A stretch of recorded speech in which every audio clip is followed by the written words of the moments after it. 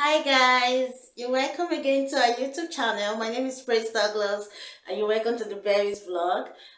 If you're just seeing this video for the first time or probably you just came across my channel for the first time, guy, please consider subscribing. Without wasting much of your time today, I just want to talk about our reality here in the UK. We came into the UK sometime September 2022 and this is January of 2023, so that's like barely 3 months and 2 weeks of being in the UK. And before someone comes to the UK or before you relocate to a new country, there'll be so much expectations, right? Like coming to a new country. But then today I want to talk about our reality. This is no longer an expectation. This is no longer what people are saying. I want to share my reality as a family, as a person to you who is planning on coming.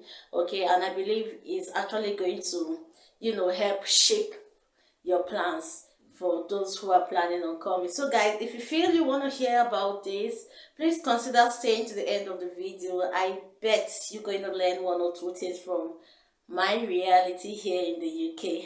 First of all, I want to say that everything can't really be perfect. I mean, you shouldn't expect everything in the UK to be so perfect.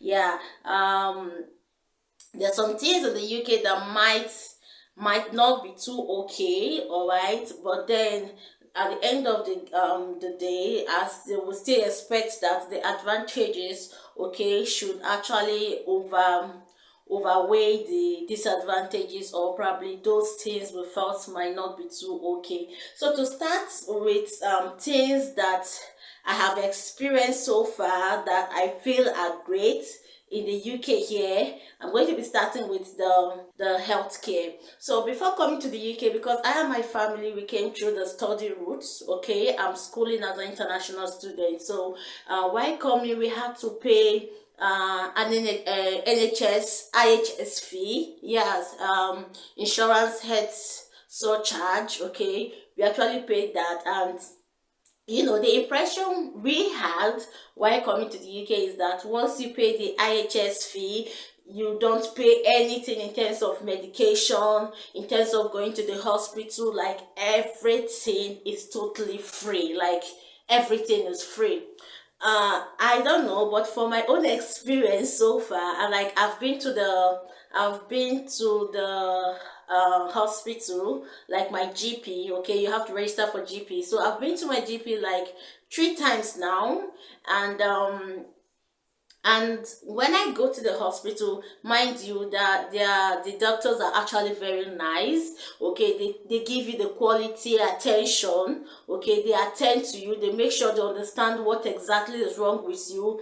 They give you a listening ear, and they try as much as possible to be sure that they understand exactly what the issue is.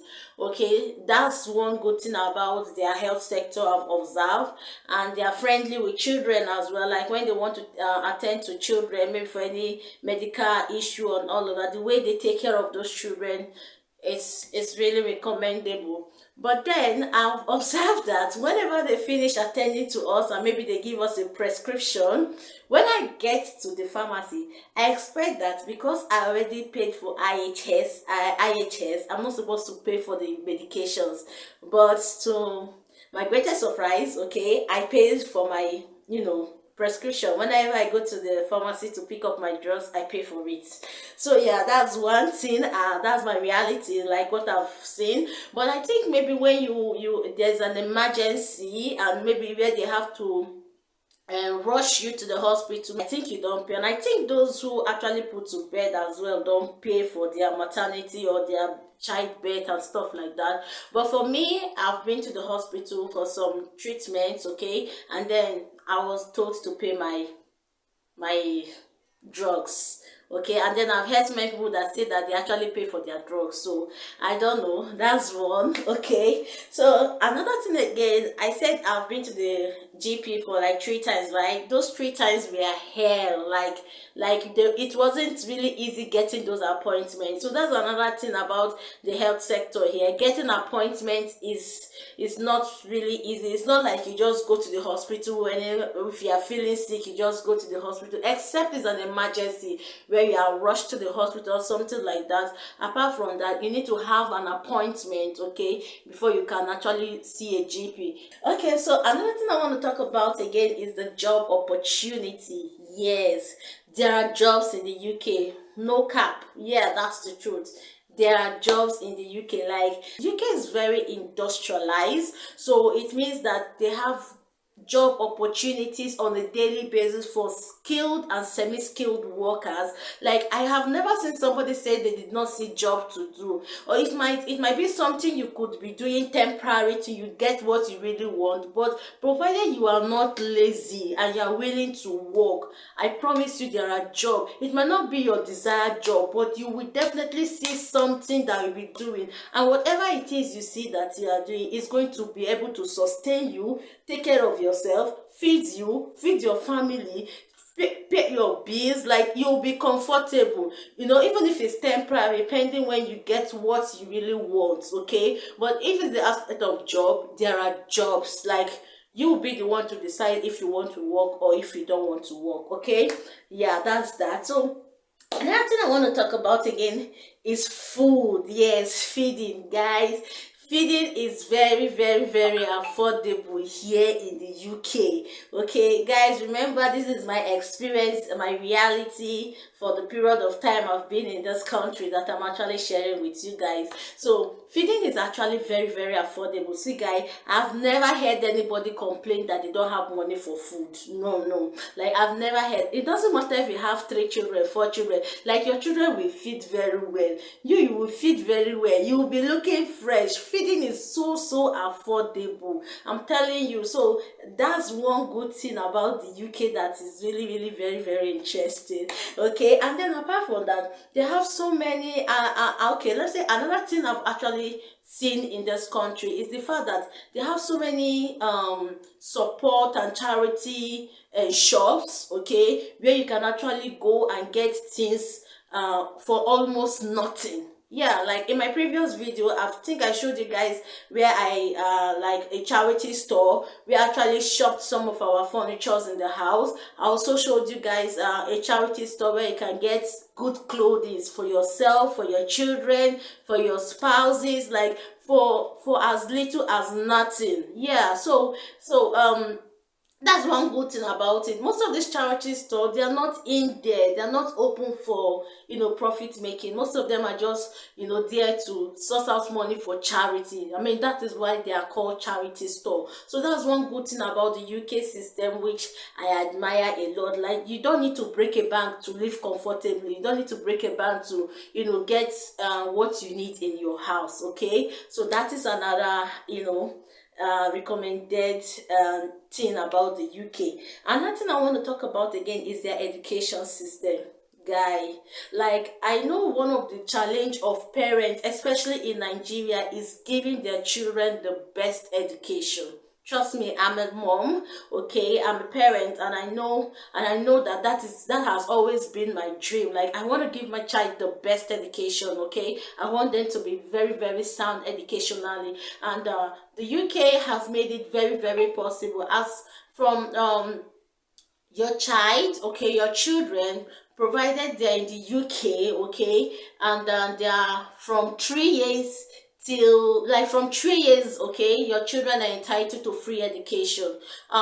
I think from primary school is from 4 years, but irrespective of that, once your child is like 3 years old, she can still attend preschool, okay? She can attend pre-nursery, he can attend pre-nursery, and they're entitled to like 15 hours a week. But then once the child turns 4 years, they are entitled to, go to primary school and secondary school free of charge. I mean, the only thing you have to pay is just getting their school uniform, okay? You don't need to worry yourself about their books. You don't need to worry yourself about anything. Everything is going to be paid for by the UK government. It doesn't matter if you're a citizen. It doesn't matter if you're not, provided you are a legal resident in the UK. Your children are entitled to go to school free. As much children as you can have, they will all go to school free of charge. So my child is actually going to preschool right now. Okay, I have a daughter and she's going to school. Like I don't need, I didn't have to pay any money or have to worry myself about anything. I just went to the school, viewed the school, I like the school, did do some documentation, and that is it. Okay, so that's one good thing about it, all right. And one thing I also want to talk about again is the fact that everything in the UK is working. To me, no, honestly, like the system here works. I'm coming from a country where it looks like things are not working. Obviously, we are praying for a good, leadership so that things could start working. But coming from my country to this place, like, they are two different things, okay? And the experience is actually different. Like, everything works here. And one thing again that's so good about this the people in this country is that they are very, very time conscious. My God, like, if they tell you that, if they give you appointment by 8 o'clock, 8 o'clock, once, like, you don't even need to get there by 8. Like, if you have appointment 8 o'clock, you don't need to be there by 8 o'clock, because 8 o'clock is when that appointment is supposed to commence. All right, so they are very, very time conscious. Once they say 8 o'clock, it is 8 o'clock. It is not Nigeria time. So guys, I've actually struggled with this time thing, okay, but I'm, gradually trying to adapt.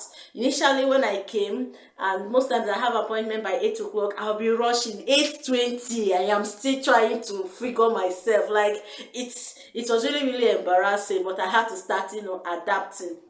And again, their bus station, their buses and their trains is always on time. Like, if because we use the Google map. Yeah, we use the Google map to, check trains, take buses. When you want to go to a particular place, we put the location on the Google map, and then it gives you the bus numbers that you can actually enter, and it gives you the exact time the bus will be coming and the expected time you're supposed to get to your destination. And trust me, the time is telling you get to your destination is the same time you get to that place. The time the bus will tell you is going to come is the same time it's going to come. On some few occasions there could be delay, 5 minute delay, 2-3 minute delay, but the buses are always on time, guys. It's always on time. So that's another good thing about it. And one other good thing I've I've noticed in this country is that this country is actually safe.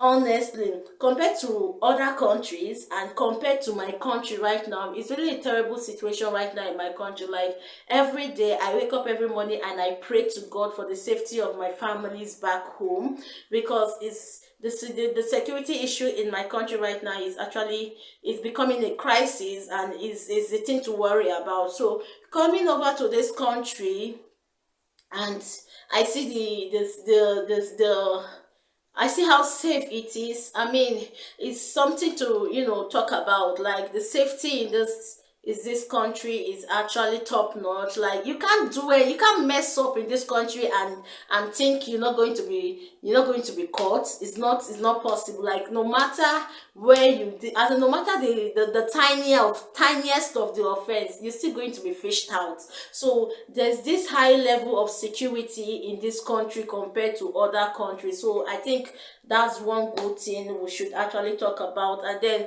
there are few environmental risks to life. Okay, so irrespective of the fact that the country is very industrious, they try as much as possible to,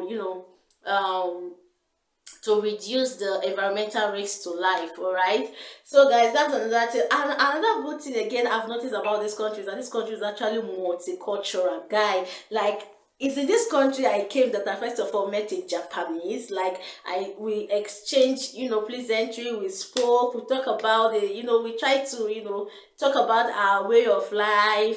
They told me about how they do things in their country. I spoke about Nigeria. I also met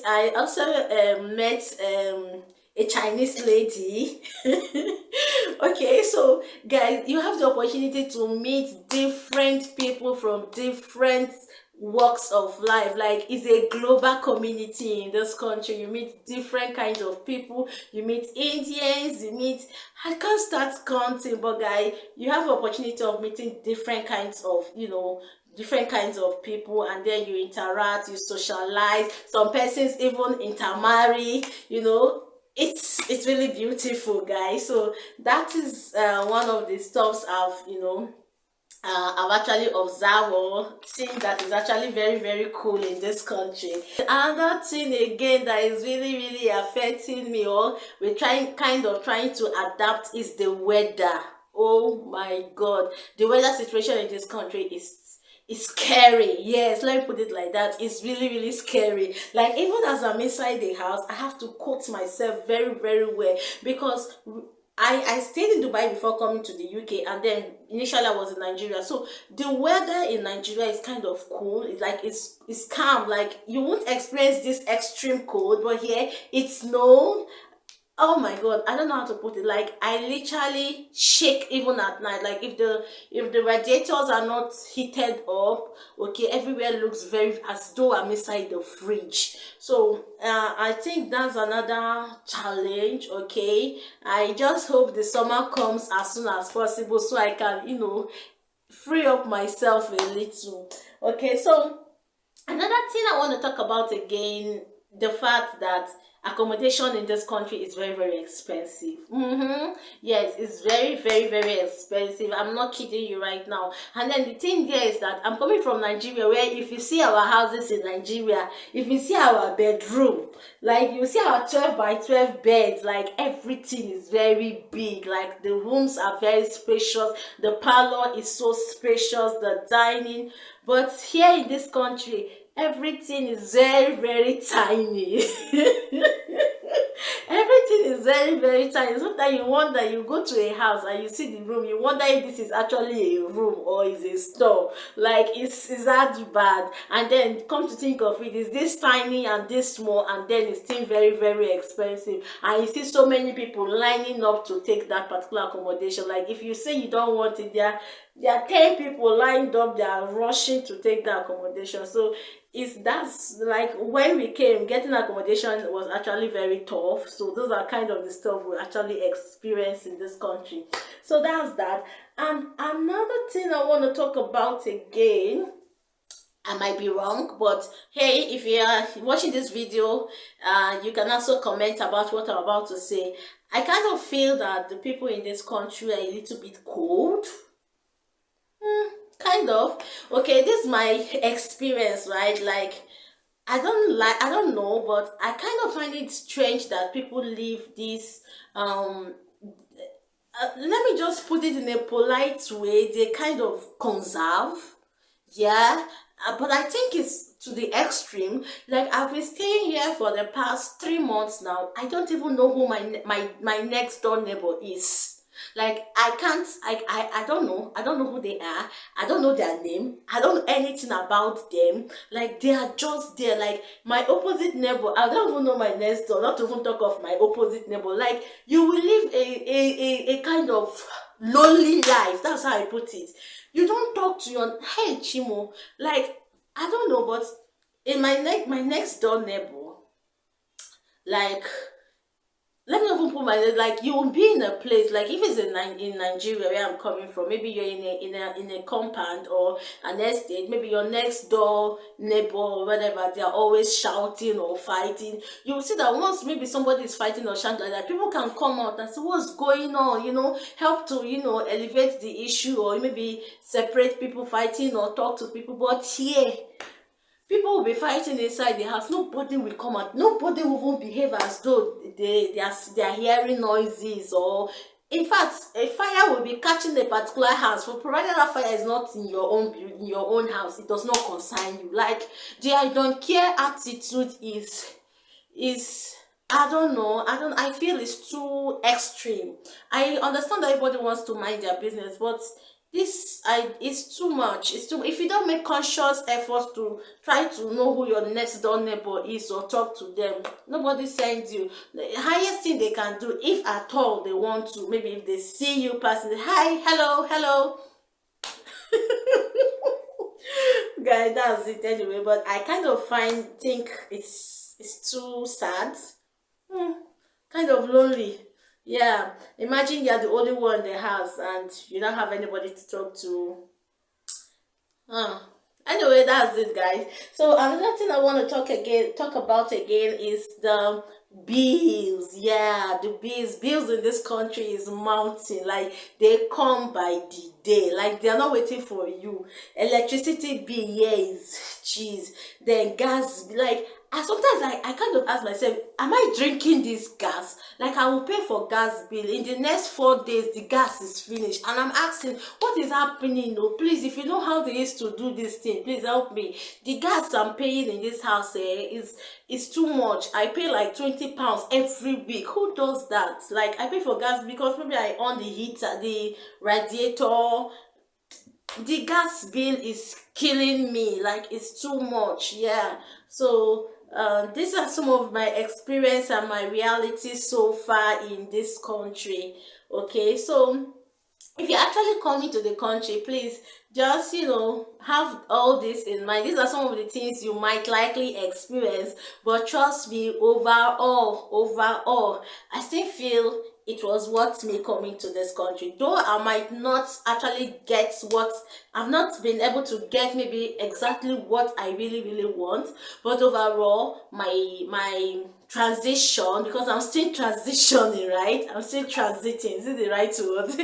So it's been smooth, and I'm kind of, coping very well. It's not been very difficult, like, how we just came, and it's like we are starting from afresh. We are starting from the scratch. So despite the fact that we are starting from the scratch, it's still manageable. Like, we are coping, we are eating, we are doing things we are supposed to do. I'm paying my school fees. My child is going to school. I can access the health center, even though I have to wait in line and wait before I get appointment. But it's still working. So overall, I think it's still worth it coming to the UK. Okay, but then you should actually put all of this into consideration when you are thinking of coming to the UK. I hope you've been able to benefit one or two things from today's video. I hope it's not too long as well, but I believe it's a bit educational and you could actually learn from my experience. So guys, if you've watched to this point in time, it means you actually liked the video and it was really